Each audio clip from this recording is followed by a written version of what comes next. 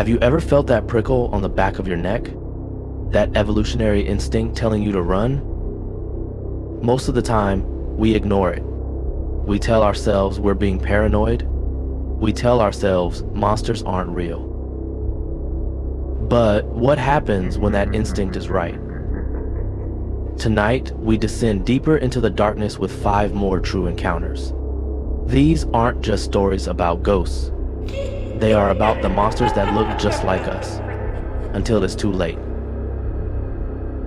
Welcome back to the True Haunting Log. If you are new here, listen closely. Every single story you are about to hear is a real incident, shared by real people who survived the unthinkable. We have extended tonight's log to give you the full, terrifying details. So settle in, lock your doors, and maybe check the backseat of your car. Story 1, The Delivery. This story was submitted by a man named Chris. It happened in 2016 when he was working as a delivery driver to pay for college. I've delivered to thousands of houses. Rich neighborhoods, poor neighborhoods, college dorms. You get used to the rhythm of it. Drive, knock, hand over the pizza, get the tip, leave. But on a rainy Tuesday in November 2016, I got an order that broke that rhythm forever. It was late, maybe 11:45 p.m. The shop was about to close when the phone rang. My manager took the order and handed me the slip. "Last one, Chris," he said. "It's out on Old Mill Road. Big tip promised." Old Mill Road was way out in the sticks. It was a long, winding road with houses spaced miles apart, surrounded by dense woods. I hopped in my beat-up Honda Civic and started the drive. The rain was coming down hard, blurring my windshield. The further I drove, the fewer streetlights there were. Finally, the GPS told me I had arrived. I pulled up to a long gravel driveway. At the end of it sat a massive 2-story Victorian house. But something was wrong. The house was completely dark. Not a single light was on. No porch light, no windows glowing, nothing. It looked abandoned. I sat in the car for a minute, engine running. I checked the receipt. Cash on delivery. I really needed the money, so I grabbed the pizza bag and stepped out into the rain. The gravel crunched loudly under my sneakers as I walked up to the porch. The wooden steps creaked, groaning under my weight. I rang the doorbell. I couldn't hear a chime inside. I knocked. Bang, bang, bang. "Pizza," I called out. Silence. Just the sound of rain hitting the roof and the wind whistling through the trees. I waited for about 2 minutes. I was getting soaked and I was getting creeped out. I turned around to leave. That's when I saw it. My car. I had left the engine running and the headlights on. The beams were cutting through the rain. And standing right in front of my headlights, blocking my path to the driver's door, was a figure. It was a person wearing a dark hoodie. They were just standing there, facing the house. Facing me. My heart hammered against my ribs. I hadn't heard a car pull up. I hadn't heard footsteps. "Hey," I yelled, my voice cracking. "Can I help you?" The figure didn't move. They didn't speak. Then I heard a sound from behind me. From inside the dark house. Click.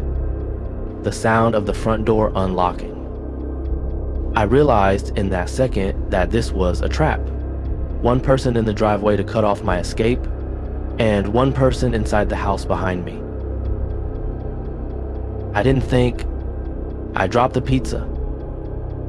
I vaulted over the side railing of the porch, landing in the muddy flower bed. I didn't run toward my car. I ran toward the woods on the side of the property. As I sprinted into the darkness, I heard the front door slam open against the wall. I heard heavy boots hitting the porch. "Get him," a deep voice roared. I hid in those woods for 3 hours, shivering in the freezing rain, watching 2 men with flashlights circle my car. They slashed my tires.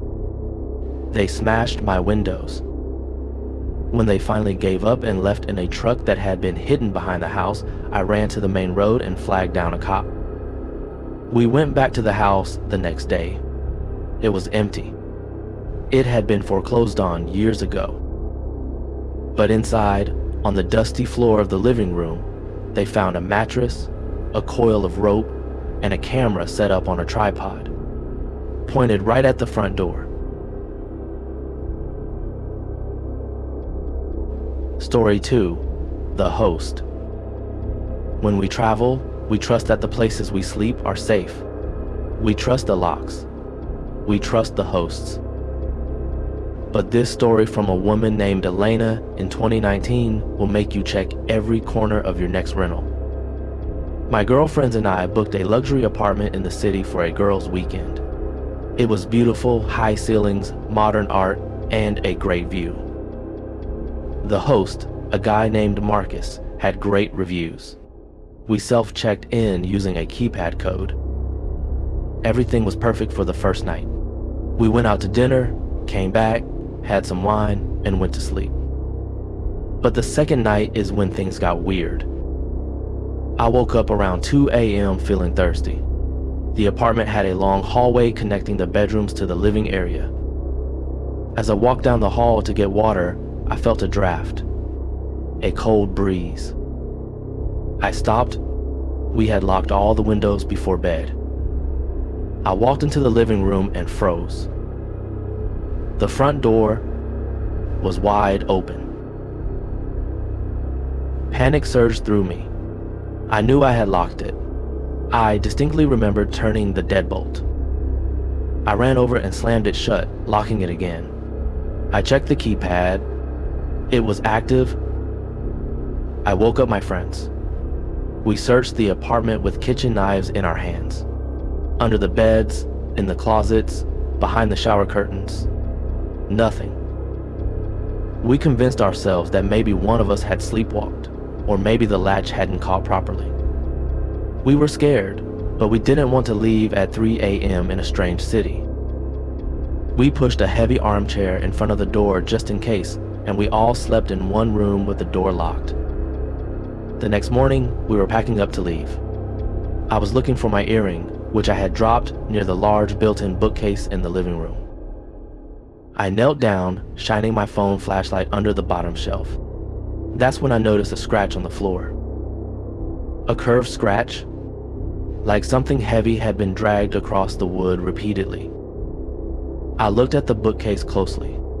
There was a tiny gap between the wood and the wall. I pulled on the shelf. It swung open. It was a hidden door. Behind the bookcase was a small, narrow utility room. It was dark and smelled like stale sweat. I stepped inside, my heart pounding so hard I could hear it in my ears. There was a sleeping bag on the floor. There were empty water bottles. And there was a laptop sitting on a milk crate. The laptop was open. The screen was on. It showed a grid of 4 video feeds. One camera was in the living room. One was in the kitchen. And 2 were in the bedrooms. I looked closer at the screen. I could see my friends packing their bags on the feed. Then I looked at the corner of the screen where the camera 1 feed was showing the living room. I saw myself standing in the hidden room. And then I saw movement behind me on the screen. I spun around. Standing in the shadows of that tiny utility room, pressed against the back wall, was a man. He was holding a finger to his lips. I screamed. I screamed louder than I ever have in my life. We ran. We left our luggage. We left everything. We just ran. The police arrested Marcus, who turned out to be the owner, 10 minutes later. He had been living in the walls of the apartment while guests stayed there. He liked to come out at night and stand over them while they slept. Story 3. High beams. Driving alone at night is a rite of passage. But for a college student named Jason in 2012, a drive home for the holidays became a fight for survival. I was driving from Texas to Oklahoma to see my parents for Thanksgiving. It was a 6-hour drive, and I left late around 9 p.m. By midnight, I was on a stretch of highway that was surrounded by nothing but flat fields and darkness. There were hardly any other cars. I was listening to a podcast, zoning out, when a pair of headlights appeared in my rearview mirror. It was a pickup truck, a big one. It was coming up fast. I was going the speed limit, about 70 miles per hour. This guy must have been doing 90. I moved over to the right lane to let him pass, but he didn't pass. He swerved into the right lane behind me and slowed down. He got right on my bumper. So close I couldn't even see his headlights anymore, just the grill of his truck. I tapped my brakes, trying to signal him to back off. Suddenly, he flipped on his high beams. The light was blinding. It filled my entire car. I squinted, adjusting my mirror, trying to see the road ahead. Then, he turned them off. Darkness returned. 5 seconds later, flash, high beams again, then off, flash, on again. He kept doing this for miles, on and off, on and off. I was getting terrified. Was he signaling me? Was something wrong with my car? Or was he just messing with me? I decided to get off at the next exit. I needed gas anyway, and I wanted to be around people. I saw a sign for a gas station 2 miles ahead. I signaled right. The truck signaled right too. My stomach dropped. He was following me. I took the exit ramp fast, tires screeching. The truck matched my speed. I pulled into the gas station. It was one of those small, 24-hour stops with a single attendant inside. I jumped out of my car and ran toward the door. "Help," I yelled. "This guy is following me." The truck screeched to a halt right behind my car. The driver's door flew open. A massive man with a beard jumped out. He was holding a tire iron. I froze. Gripping the handle of the gas station door is less than #0. 5 is greater than. This was it. I was going to die. But the man didn't run at me. He ran at my car. He ran to the back passenger door and ripped it open. He swung the tire iron inside, yelling, get out now." A figure in black tumbled out of my back seat and hit the pavement. It was a man I had never seen before. He had a knife in his hand.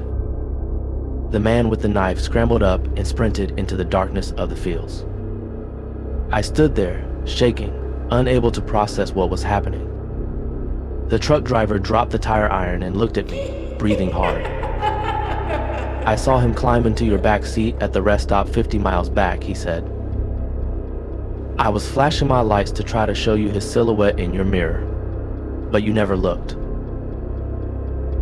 I drove the rest of the way home in silence.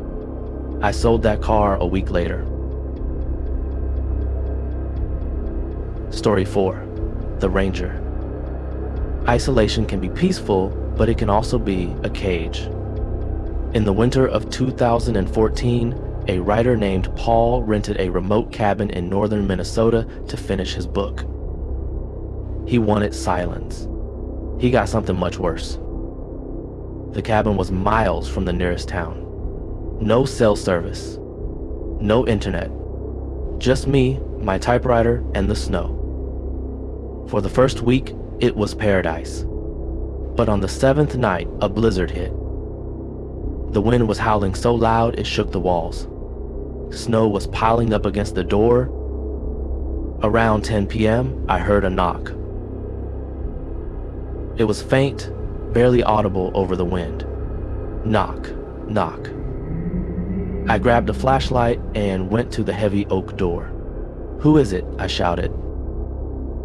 "Park ranger," a voice shouted back. "Checking on residents due to the storm. My vehicle is stuck." I looked through the peephole. I saw a man in a green uniform with a wide-brimmed hat. He looked freezing, covered in snow. My instinct was to help. I unlocked the bolts and opened the door. He stumbled in, stomping the snow off his boots. "Thanks, buddy," he said. "Nasty night out there." He was a big guy. Something about him felt off. Maybe it was the way he didn't make eye contact. Or maybe it was the fact that he didn't have a radio on his belt. I made him some coffee. We sat by the fire. "So," he said, taking a sip, "you up here all alone?" "Yeah," I said, "just working on a book." "Must be nice," he smiled, but the smile didn't reach his eyes. "Nobody to hear you if you scream." The room went dead silent. The fire crackled. "Excuse me?" I laughed nervously. "I said nobody to hear you if you need help." He corrected himself, but his tone was flat. I stood up. "I'm going to get some more wood from the back," I lied. "Make yourself at home." I walked into the kitchen, my hands trembling. I grabbed the landline phone on the wall. It was dead. The storm had knocked out the lines. Then I saw it. Through the kitchen window, illuminated by the porch light, the snow in the backyard. Footprints were leading from the woods to the back of the cabin, but there were no vehicle tracks. No truck stuck in the snow. He had walked here, and then I realized something even more terrifying. The jacket he was wearing, the park ranger patch on the shoulder, was ripped, and underneath it, I could see an orange jumpsuit. He wasn't a ranger. He was an escaped convict using a stolen coat. I heard his heavy boots walking toward the kitchen. "Coffee's done, Paul," he called out. I grabbed the heavy cast iron skillet from the stove. I stood behind the doorframe. As he stepped into the kitchen holding a knife he had taken from the table, I swung. I hit him square in the temple with the skillet. He went down like a sack of potatoes. I tied him up with an electrical cord and drove his snowmobile, which I found hidden in the trees, to the nearest police station. He was a murderer who had escaped custody during a transfer 2 days prior. He had killed the real ranger for his coat. If I hadn't seen that orange fabric, I would have been story number 2 on the news. Story 5, the balcony. We assume that height equals safety. If you live on the 3rd floor, nobody can get to you from the outside, right? This final story comes from a woman named Sarah living in Seattle in 2021. I lived on the 3rd floor of a nice apartment complex. I had a balcony that overlooked the courtyard. Because I was so high up, I never really worried about locking the sliding glass door to the balcony. I mean, who is going to scale 3 stories of smooth concrete? One summer night, it was hot, so I left the glass door open a few inches to let the breeze in. The screen door was shut, but not locked. I was lying in bed, scrolling on my phone. My bedroom door was open, and I had a clear view of the living room and the balcony door. Around 2 a.m., I heard a noise. Screech. It was the sound of the screen door sliding open. I froze. I stared into the dark living room. "Hello?" I whispered. Maybe it was the wind? Then I saw a silhouette step through the curtains. It was a man. He was skinny, shirtless, and barefoot. He moved with a strange, fluid grace, like a spider. He stepped into my living room and stood there, sniffing the air, literally sniffing like an animal. I was paralyzed with fear. My phone was in my hand, but if I made a sound, he would hear me. I was 10 feet away from him. He began to move around the living room. He picked up my purse. He smelled it, then dropped it. He picked up a framed photo of my mom and me. He ran his dirty finger over my face in the picture. Then, he turned his head slowly toward my bedroom. He started walking toward me. Silent steps on the carpet. I slid my hand under my pillow and gripped the pepper spray I kept there. It was my only defense. He reached the doorway of my bedroom. The moonlight from the window hit his face. His eyes were completely black, dilated pupils, and his mouth was hanging open, drooling slightly. He took one step into my room. He reached out a hand toward the foot of my bed. "Found you," he rasped.